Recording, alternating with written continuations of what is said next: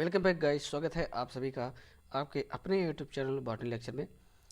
Guys exam scheme आ चुकी है। 14 मार्च से सबके एग्ज़ाम होने वाले हैं। BA BSc BCom first year first semester वालों का। ठीक है। सो यहाँ पर BSc first year first semester वालों का बॉटनी का क्वेश्चन यानी पेपर किस तरीके से आएगा उसका मॉडल यहाँ पे मैं आपको एक बताने वाला हूँ।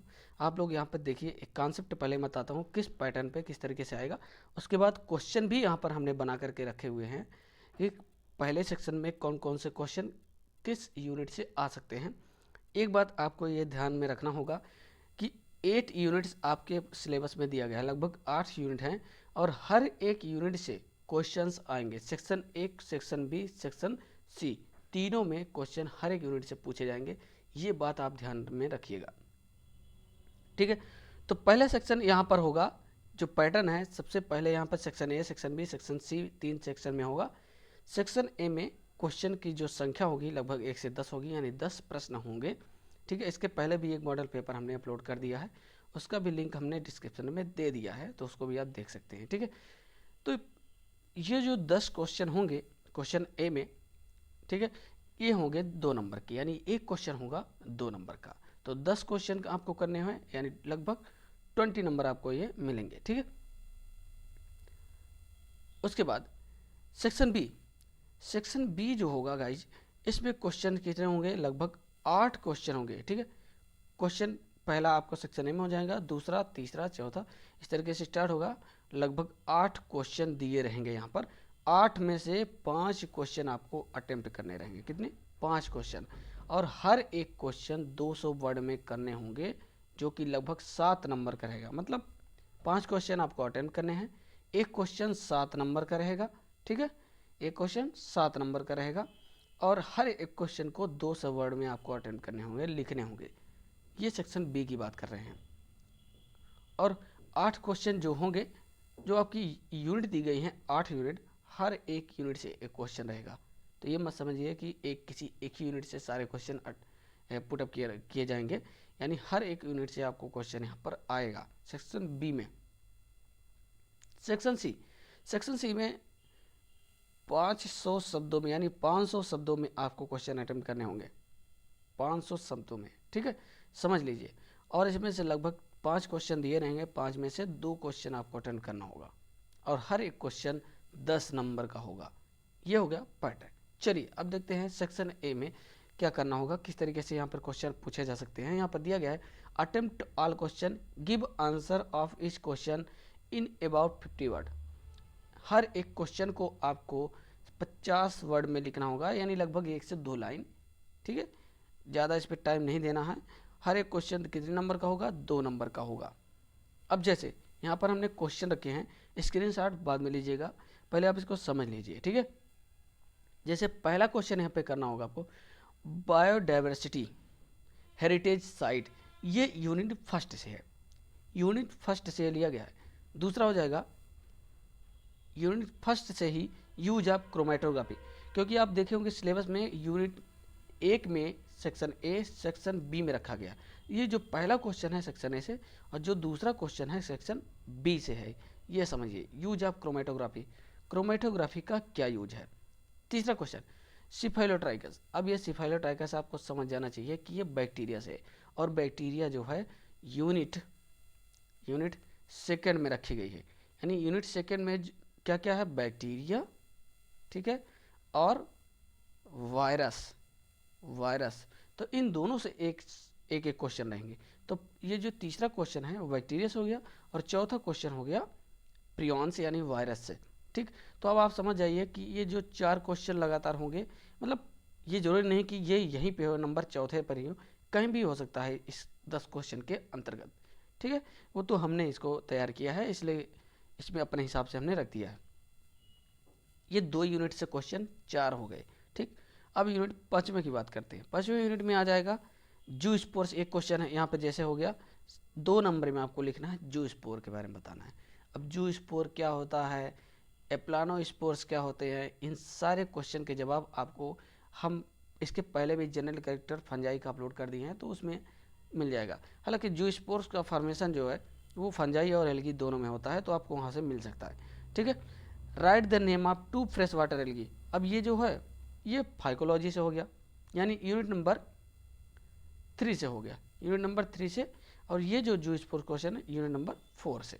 ठीक, अब आप ये भी कह सकते हैं कि जूस स्पोर्स 3 से भी हो सकता है 4 से, क्योंकि दोनों में जूस स्पोर का फॉर्मेशन होता है। ठीक है, अब इसमें कह रहा है किसी 2 फ्रेश वाटर एल्गी के नाम बताने हैं। तो आपने बहुत ढेर सारे फ्रेश वाटर एल्गी के नाम जान रहे होंगे, पढ़े होंगे, सिलेबस में दिया था, तो आप इसका आंसर आसानी से कर सकते हैं। अगला क्रस्टोज, यूनिट नंबर 5 से है। क्रस्टोज लाइकेन क्या होता है, ठीक है, इसको डिफाइन करना है। देन इसके बाद यूनिट नंबर 6 से आ जाएगा एपिडेमियोलॉजी। एपिडेमियोलॉजी प्लांट पैथोलॉजी का जनरल इंस्ट्रक्शंस आपके यूनिट 6 में दिया गया है। ठीक है, और डिजीज के बारे में यूनिट नंबर 7 में दिया गया। तो यहाँ पर 7 से भी लिया गया है। देखिए अगला क्वेश्चन यहाँ पर दे रहा है यूनिट नंबर 7 से, write name of pathogen that cause late blight of potato. Late blight of potato कौन से पैथोजेंस के द्वारा होता है उसका नाम बताना है यहाँ पर। तो बहुत शॉर्टकट में आपको सिर्फ नाम ही बताना है, तो आप केवल नाम ही लिखिए, बहुत ज़्यादा इस पर टाइम ना अपना बर्बाद कीजिए, क्योंकि आगे के लॉन्ग क्वेश्चन आपके छूट सकते हैं, टाइम कम बचता है। ओके, लास्ट जो क्वेश्चन है यहाँ में 10वां नंबर दिया है लाइगेज एंजाइम।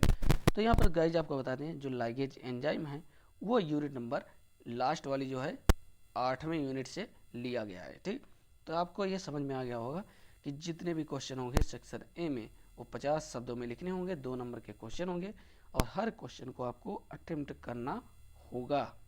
चलिए अब इसी में हम चलते हैं सेक्शन बी। सेक्शन बी में एनी 5 क्वेश्चंस अटेम्प्ट करने होंगे, यानी दिया है कोई 5 क्वेश्चन ही आपको अटेम्प्ट करना। Give answer of each question about 200 word. हर एक क्वेश्चन का आंसर आपको कितने में देना है, 200 शब्दों में, और एक क्वेश्चन में जो आपको नंबर मिलेंगे वो 7 नंबर मिलेंगे। ठीक, चलिए अब इसमें देखिए दूसरा क्वेश्चन, क्योंकि पहला क्वेश्चन सेक्शन ए में था, तो यहाँ पर दूसरा क्वेश्चन है क्वेश्चन नंबर 2, क्वेश्चन नंबर 3, ऐसे कुल मिला के 8 क्वेश्चन होंगे।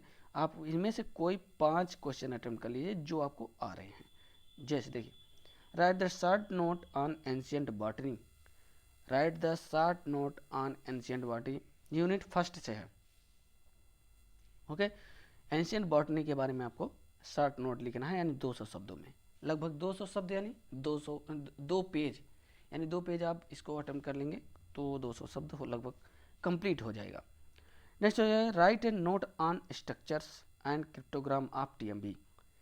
अब यहाँ पर टीएमबी का शॉर्ट नोट लिखना है, टीएमबी पर उसका स्ट्रक्चर्स बनाना है, यानी टीएमबी के बारे में पूछा गया तो जो आपको जो कुछ भी आ रहा है आप टीएमबी के बारे में यहाँ पर 200 शब्दों में लिखेंगे, यानी उसके फिगर डायग्राम्स ये सब बना दीजिए तो लगभग कंप्लीट हो जाएगा।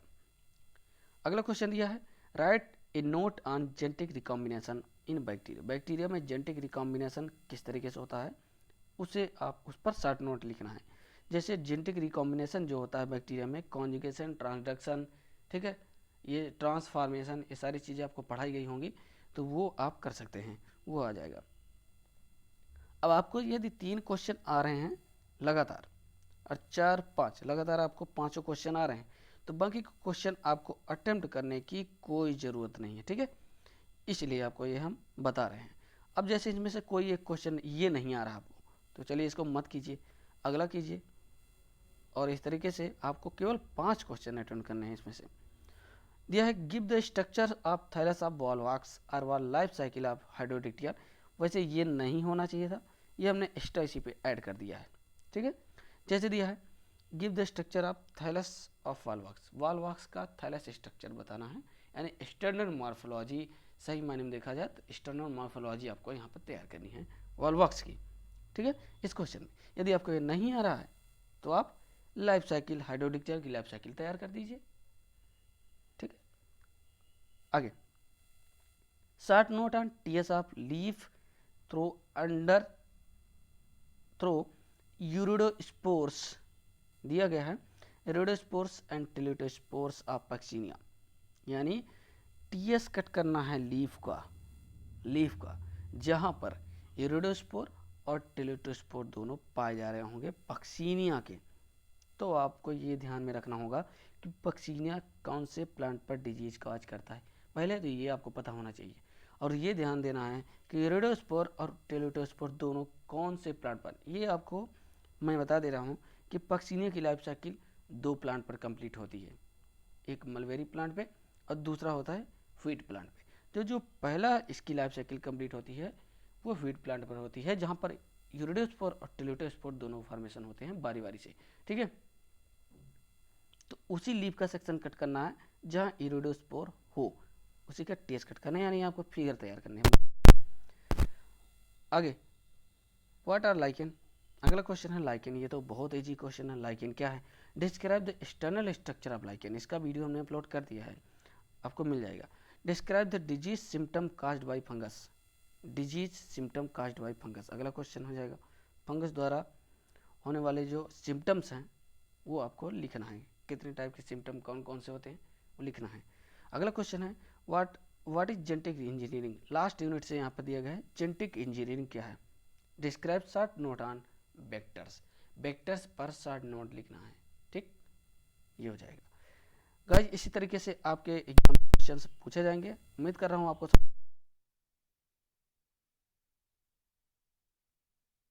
जैसे अटेम्प्ट एनी 2 क्वेश्चन,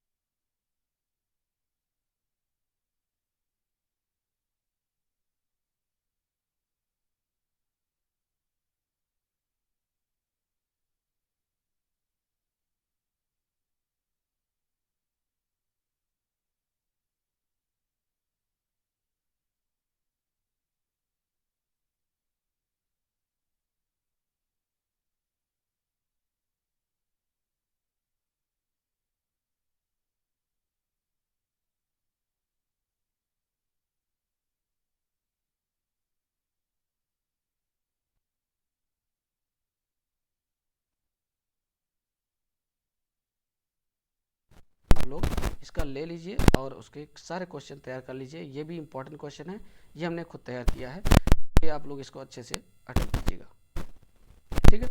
इसी अप्रैल को है बॉटनी का। धन्यवाद।